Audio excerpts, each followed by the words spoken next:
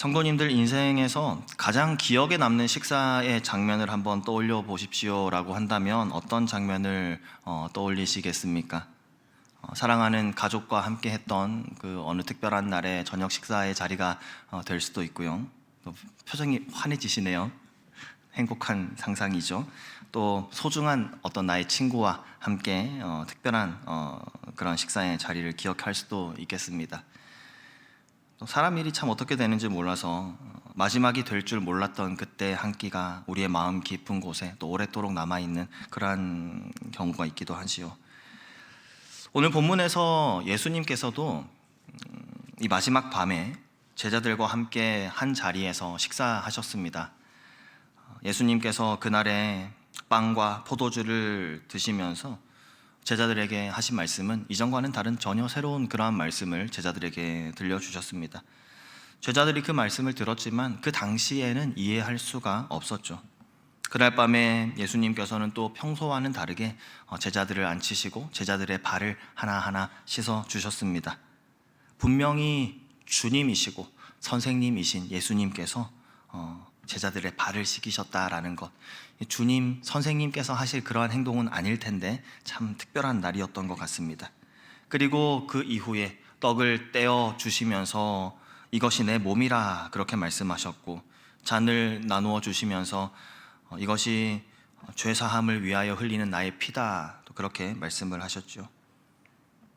아마 그 자리에 앉아있던 제자들이 예수님께 참 궁금했을 겁니다. 그리고 묻고 싶었을 겁니다. 선생님, 왜 갑자기 그런 말씀을 하세요? 왜 오늘 우리의 발을 씻어주시고 또 이 떡과 잔에 대해서 그렇게 의미 있는 말을 하십니까? 라고 그렇게 질문하고 싶었을 겁니다. 예수님께서 왜 그렇게 하셨을까요? 십자가를 앞둔 그 마지막 밤에 그 특별한 저녁 식사의 만찬을 베푸신 이유가 무엇이었을까요? 제자들에게도 그 당시에 이 모든 상황들이 의문으로 남아 있었겠죠. 그리고 그 질문은 오늘 우리의 삶에서도 동일하게 계속해서 예수님께 여쭤보게 됩니다. 예수님께서 왜 그때 우리의 발을 씻어 주셨을까요? 왜 빵을 떼어 주시고 포도주를 나눠 주시면서 내 몸이라 내 피라 그렇게 말씀하셨을까요? 오늘 우리가 본문을 통해서 예수님께서 최후의 만찬에서 보여주신 그 섬김, 그리고 예수님께서 말씀하시는 새 언약, 그리고 하나님의 나라라는 이 중요한 세 가지를 함께 말씀을 통해 살펴보려고 합니다. 예수님께서는 그 만찬을 통해서 우리를 그 섬김의 자리로 초대하십니다. 그리고 새 언약의 은혜가 선포되어지는 그 자리로, 하나님의 나라를 소망하는 그 자리로 우리를 초청하시는데요, 오늘 말씀을 통해서 우리가 그 자리로 정말로 초대함을 밟는, 그리고 그 자리에 있게 되는 그 은혜가 우리 가운데 있기를 소망합니다. 첫 번째 우리가 살펴본 것은 예수님께서 제자들에게 베풀어 주셨던 그 만찬의 자리는 섬김의 만찬이었다는 것입니다. 최후의 만찬에서 예수님께서 제자들에게 보이신 첫 번째 행동은 다른 것이 아니라 제자들의 발을 씻어 주시는 것이었습니다. 다 아시다시피 당시의 유대 사회에서 손님이 집에 오면은 그 손님의 발을 씻어주는 것, 이것이 일방적인 풍습이었습니다. 그러나 아무나 그렇게 발을 씻어주는 것은 아니었고요. 또 그 유대 근동의 사회가 맨발로 또는 지금 우리가 신는 그 샌들 같은 신발을 신고 그 흙길을 다니기 때문에 어떤 집에 초대받아 들어가게 됐을 때 발을 씻는 것은 아주 당연한 그런 절차였습니다. 근데 그 발을 씻어주는 것이 누구였냐라는 것이죠. 주인이 발을 씻어주지 않았습니다. 그들 가운데 있는 종들 중에서 가장 낮은 그 종이 손님들의 발을 씻어주는 역할을 맡았습니다. 그런데 오늘 본문에서는 예수님께서 친히 그 제자들의 발을 씻어주셨다라는 것이 특별한 것이죠. 그래서 제자들도 당황했을 것입니다. 하루 종일 같이 돌아다녔어도 제자들이 예수님의 발을 씻어주었으면 씻어주었지, 예수님께서 우리의 발을 씻어주신다니 이건 상상하지 못할 그런 일 아니었겠습니까? 특히 열심히 유별났던 베드로, 그 상황을 도저히 받아들일 수가 없었던 것이죠. 감당할 수가 없었던 것이죠. 시몬 베드로가 예수님께 이렇게 말합니다. 오늘 26장 마태복음 6절 말씀에 시몬 베드로에게 이르시니 베드로가 이르되 주여, 주께서 내 발을 씻으시나이까? 이렇게 예수님께서 그러자 말씀하십니다. 7절 말씀에 예수께서 대답하여 이르시되 내가 하는 것을 내가 지금은 알지 못하나 이후에는 알게 될 것이다. 예수님은 지금 베드로의 발을 씻어 주시고 계십니다. 그런데 이 모습이 예수님께서 종의 흉내를 내고 계신 것일까요? 왜 베드로의 발을 씻어 주신 것일까요? 하나님이신 분이, 하나님이신 예수님께서 지금 이 모습은 가장 낮은 자리로 내려오셔서 섬김의 본을 보이고 계신 것입니다.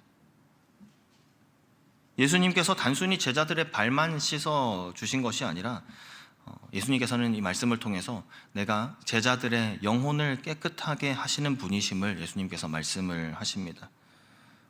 베드로가 이르되 8절 말씀에 내 발을 절대로 씻지 못하시리이다. 예수께서 대답하시되 내가 너를 씻어주지 않으면 네가 나와 상관이 없느니라. 그렇게 말씀하셨죠. 예수님과의 관계에서 중요한 핵심은 예수님께서는 우리를 깨끗게 하시는 분이다라는 것입니다. 우리가 우리 스스로를 깨끗하게 할 수 없습니다. 예수님께서 친히 우리를 씻어주셔야만, 우리를 정결케 해주셔야만 우리가 깨끗해질 수 있는 것입니다. 예수님께서는 이러한 행동을 나타내 보여주시고 그 이후에 또한 제자들에게 명령하시지요. 너희가 서로 섬기라. 그렇게 명령을 하셨습니다. 이어지는 14절 말씀에 내가 주와 또는 선생이 되어 너희의 발을 씻었으니 너희도 서로 발을 씻어주는 것이 옳으니라. 그렇게 예수님께서 말씀하셨습니다. 예수님께서 지금 6월절 마지막 식사를 제자들과 함께 나누시면서 이제 내일부터는 우리가 알다시피 그 십자가의 여정을 걸어가셔야만 합니다. 정말로 제자들은 알지 못했지만 지금 우리가 아는 것처럼 최후의 저녁 식사를 함께 나누신 그 자리라는 것이죠. 예수님께서 십자가를 지시기 전에 이제 제자들에게 마지막 가르침을 주시는 그 자리에서 예수님께서 제자들에게 권력에 대해서 가르침을 주시지 않으셨습니다. 제자들에게 지위에 관한 또 성공에 관한 그런 가르침을 주시지 않으셨습니다. 이 마지막 순간에 어쩌면 가장 중요한 이 순간에 예수님께서는 제자들에게 섬김을 가르쳐 주셨고 섬김을 명령하셨다라는 것이죠. 그리고 이 섬김이 단순히 형식적인 것이 아니라 예수님께서 그들에게 보이신 것처럼 진정한 사랑에서 나오는 것이어야 함을 또한 행동을 통해서 몸소 예수님께서 보여주신 것입니다.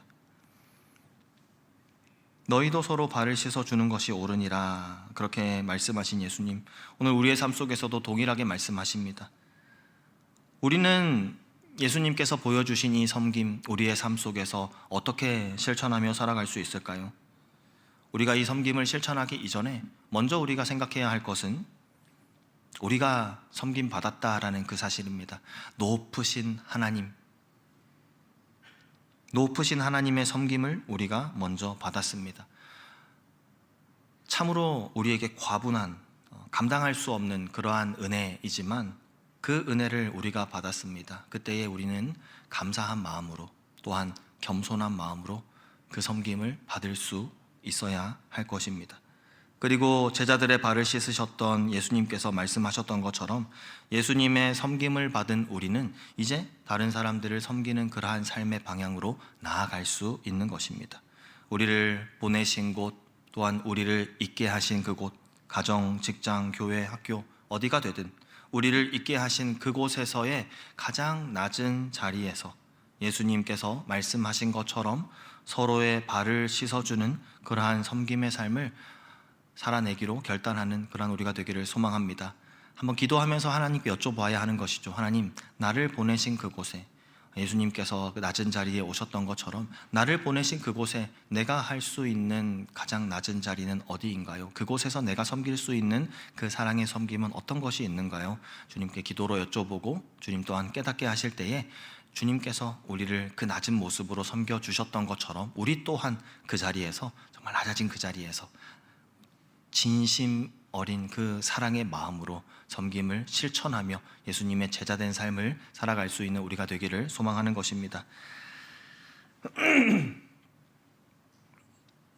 또한 우리가 두 번째로 살펴본 것은 최후의 만찬의 자리는 새 언약의 만찬의 자리였다는 것입니다. 이 마지막 저녁 식사, 예수님께서는 이 단순한 식사를 넘어서 새로운 언약을 선포하셨습니다. 제자들에게 떡을 떼어서 나눠주시고 또 잔을 나누어 주시면서 이것은 내 몸이요 또 이것은 죄 사함을 위해 흘리는 나의 피다라고 말씀하셨습니다. 이 말씀이 다른 것이 아니라 앞으로 예수님께서 십자가에서 이루실 새 언약의 실체에 대해서 제자들에게 보여주신 것이죠. 그것을 의미하는 행동이었던 것입니다. 오래전 하나님께서는 이스라엘 백성들과 언약을 맺으셨습니다. 그 언약은 또 피를 통해서 확증되었습니다. 출애굽기 말씀에 보면 모세가 그 피를 가지고 백성들에게 뿌리며 이르되 이는 여호와께서 이 모든 말씀에 대하여 너희와 세우신 그 언약의 피니라 이렇게 말했습니다. 구약에서 많이 등장하는 그 동물의 희생 제사, 그런 절차들을 통해서 죄를 속죄했었지만 그것은 불완전한 것이었죠. 또 다시금 죄를 반복하게 되면 다시금 또 그 동물의 희생이 있는 그 제사를 드려야지만 그 죄를 사함받을 수 있는 그러한 한계가 있는 그러한 제사 의식들이었습니다. 그러나 예수님께서 자신 스스로의 피로 새 언약을 세우심으로 인해서 이제는 더 이상 그 동물로 드리는 제사가 무의미해지는 그런 때가 오게 된 것이지요. 히브리서는 이렇게 말합니다. 염소와 송아지의 피로 하지 아니하고 오직 자기의 피로 영원한 속죄를 이루사 단번에 성소에 들어가셨느니라. 예수님께서 우리의 죄를 사하시기 위하여 앞서 말씀하셨던 것처럼 너희가 나와 상관이 없느니라 그렇게 말씀하셨던 것처럼 예수님과 상관 있는 자들로 우리를 삼아 주셨다는 것이죠. 그렇게 하기 위해서 예수님께서는 다른 동물의 그런 피가 아닌 스스로가 희생 제물이 되셔서 우리를 위한 완벽한 속죄를 단번에 이루어 주신 것입니다. 그 예수님께서는 이제 제자들과 떡과 잔을 나누시면서 제자들에게 그 깊이 있는 의미를 전달하고 계신 것이지요. 마태복음 26장 26절 말씀에 보면은 그들이 먹을 때에 예수께서 떡을 가지사 축복하시고 떼어 제자들에게 주시며 이르시되 받아서 먹으라 이것은 내 몸이니라 하시고, 예수님께서 제자들에게 떡을 떼어서 주실 때에 그 빵의 모습을 한번 생각해 보십시오. 한 덩어리였던 빵이 뜯겨지고 찢어집니다. 그 모습처럼 앞으로 예수님의 몸이 찢겨질 것입니다. 하지만 그로 인해서 그 빵을 받아 먹었던 제자들이 그 빵으로 인하여서 또한 생명의 양식이 되었던 것처럼 예수님의 그 찢어지심이 그로 인하여 우리가 영원한 생명을 얻게 될 것임을 의미하는 것입니다. 십자가에서 감당하게 되실 그 고난과 희생의 의미, 바로 그 뜯어짐에 대해서 보여주셨던 것이죠. 또한 28절 말씀에서 이것은 죄 사함을 얻게 하려고 많은 사람을 위하여 흘리는 바 나의 피, 곧 언약의 피니라 예수님께서 말씀하셨습니다. 잔이 예수님에게로부터 제자들에게로 그렇게 나누어진 것은 예수님의 보혈이 죄를 씻고 또 우리를 새롭게 하신다는 것을 의미하는 것입니다. 더 이상 동물의 그 어떤 피가 아니라 예수님의 피가 새 언약의 확증이 되었음을 보여주시며 그것이 예수님께로부터 흘러나와 제자들에게 그렇게 전하여지는 그 모습을 보여주신 것이죠.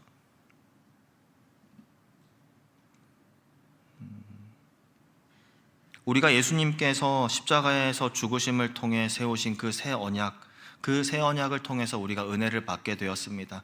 이러한 과정들을 통하여서 또한 이러한 의미를 가진 그 십자가를 통해서 우리가 받은 은혜는 참 큰데, 크다라는 이 단어로 담아낼 수 없을 만큼 정말 엄청난 것이죠. 예수님의 보혈로 우리가 깨끗게 씻음 받았습니다. 우리의 죄가 깨끗하게 씻음을 받게 된 것입니다.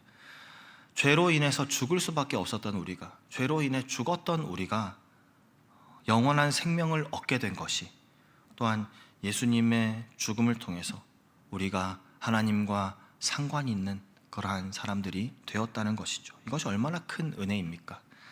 얼마나 큰 감사입니까? 누가복음 말씀에 보면은 또 떡을 가져 감사기도 하시고 떼어 그들에게 주시며 이르시되 이것은 너희를 위하여 주는 내 몸이라. 너희가 이를 행하여 나를 기념하라. 저녁 먹은 후에 잔도 그와 같이 하여 이르시되 이 잔은 내 피로 세우는 새 언약이니 곧 너희를 위하여 붓는 것이라. 이렇게 말씀하시면서 예수님께서 명령하신 대로 우리는 지금도 이 성찬을 나누면서 예수님께서 우리를 위해 친히 몸을 내어주시고 피를 흘리시며 세우신 그 새 언약을 우리가 기억합니다. 우리가 때마다 가지게 되는 이 성찬 예식은 적당한 시기가 되어서 하는 그러한 의례하는 그러한 예식이 아니라 예수님의 낮아지심, 그 섬김을 깊이 묵상하는 시간이 되는 것입니다. 또 4월달 부활주간이 되면은 우리가 성찬을 받게 될 텐데요. 그때에 우리의 삶이 그 성찬을 앞두고 우리의 삶이 정말로 예수님과 상관이 있는 그러한 삶을 살아가고 있는지를 돌아보는, 또한 우리에게 주신 은혜가 너무나도 큰데 그 받은 은혜를 많은 사람들에게 전하는 삶을 정말로 살아가고 있는가 점검해보며 그러한 삶을 살아가기로 결단하는 그러한 성찬을 앞둔 우리의 모습이 되기를 또한 소망합니다. 세 번째 살펴볼 이 만찬의 모습은 최후의 만찬, 하나님의 나라를 기대하는 만찬이었다라는 것입니다. 이 만찬의 자리에서 예수님께서는 단지 그 현재의 그 사건만을 말씀하신 것이 아니라 앞으로 이루어질 일에 대해서 또 미래에 이루어질 하나님의 나라에 대한 소망을 선포하셨습니다. 떡과 잔을 나누시고 예수님께서 이렇게 말씀을 하셨지요. 그러나 너희에게 이르노니 내가 포도나무에서 난 것을 이제부터 내 아버지의 나라에서 새 것으로 너희와 함께 마시는 날까지는 마시지 아니하리라 하시니라. 작은 다락방에 모여서 예수님께서 제자들과 마지막 유월절 식사를 마치시며 말씀하셨습니다. 그때 말씀하신 것은 참으로 아름다운 그러한 말씀을 약속해 주셨습니다. 예수님께서 이제 제자들과의 이 땅에서의 마지막 그 시간이기 때문에 작별 인사하는 그 정도의 시간이 아니고요. 예수님께서는 다시 오실 때에 하나님의 나라에서 완전한 완벽한 그러한 잔치를 베푸실 것임을 제자들에게 약속하신 것이죠. 그 말씀 가운데 그날을 소망하며 살아갈 수 있게 해주신 것입니다. 앞으로 장차 완성될 하나님의 나라의 그림자처럼 이 날의 식사를 제자들과 함께 나누신 것이죠. 예수님 이제는 앞으로 포도나무에서 난 것을 마시지 않으실 것이지만 제자들과 함께 아버지의 나라에 들어가게 되시는 그날에 그들과 함께 다시 마시게 될 것이다, 그렇게 약속을 하십니다. 예수님께서는 그 나라가 오는 것에 대해서 말씀하셨습니다. 사랑하는 제자들이 기쁨으로 그 잔치에 참여하게 될 것이다 라고 또한 약속해 주셨습니다. 반드시 그 나라가 임하게 될 것이기 때문에 그 나라를 소망하며 살아갈 수 있도록 이 약속을 제자들에게 주신 것이죠. 이런 의미의 성찬을 우리가 받습니다. 성찬을 나누는 것, 단지 예수님의 우리를 향한 그 사랑하심, 또 우리를 위하여 희생하신 그 십자가, 피 흘리심, 그것만을 기념하는 것이 아니라 우리가 다시 오실 예수님을 기대하는 그러한 우리의 행위가 바로 우리가 함께 나누는 성찬 예식이 되는 것입니다. 예수님의 이 말씀, 아버지의 나라가 반드시 임할 것이기 때문에 그때까지는 너희가 참아라, 견뎌라, 인내해라, 힘내라 하는 그런 단순한 위로가 아닙니다. 우리의 삶의 방향을 하나님의 나라로 맞추고 살아라 라는 그 초청의 말씀을 우리에게 주시는 것이죠. 그때는 너희가 이 잔치에 참여하게 될 것이다. 그러니까 그것만 기다리면서 지금은 좀 힘들어도 견뎌, 참아, 버텨, 이것이 아니라 우리가 이 힘든 과정 가운데에서도 낙심하지 않을 수 있는 것은, 소망 잃지 않을 수 있는 것은 우리가 바라보는 그 천국이 있기 때문에 우리에게 말씀하신 그날의 기쁨으로 참여할 완벽한 그 잔치, 예수님께서 약속하신 그 잔치가 있기 때문에 하나님의 나라에 초점을 맞추고 살아가라라는 그러한 사랑하는 제자들을 향한, 또 하나님의 백성들을 향한 그러한 천국을 바라보며 사는 삶의 초대장인 것이 어떤 것이죠. 우리는 이 땅을 살아갑니다. 하지만 우리는 저 하늘의 소망을 두고 또 하늘의 소망을 품고 살아가야 함을 믿습니다. 우리가 어떻게 하면 하나님의 나라를 소망하며 살아갈 수 있을까요? 이제 우리의 삶 속에 이것이 숙제로 남았습니다. 예수님께서는 말씀하셨습니다. 또한 약속하셨습니다. 그날은 반드시 올 것입니다. 우리는 그것을 바라보며 살아가는데 우리는 어떻게 하나님의 나라를 소망하며 살아갈 수 있을까요? 먼저 우리는 다시 오시겠다 약속하신 그 예수님의 약속을 기대하며 깨어 있어야 할 것입니다. 우리가 살아가는 동안 하나님 나라의 가치에 우리의 모든 삶의 우선순위를 두고 그렇게 살아가야 할 것입니다.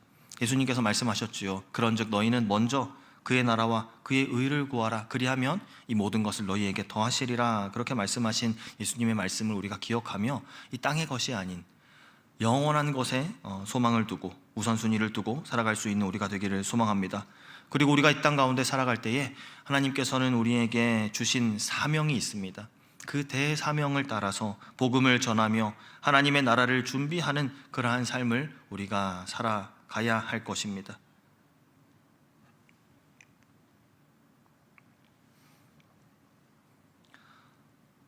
우리는 앞으로도 또 여러 번의 성찬을 함께 나누게 될 것입니다.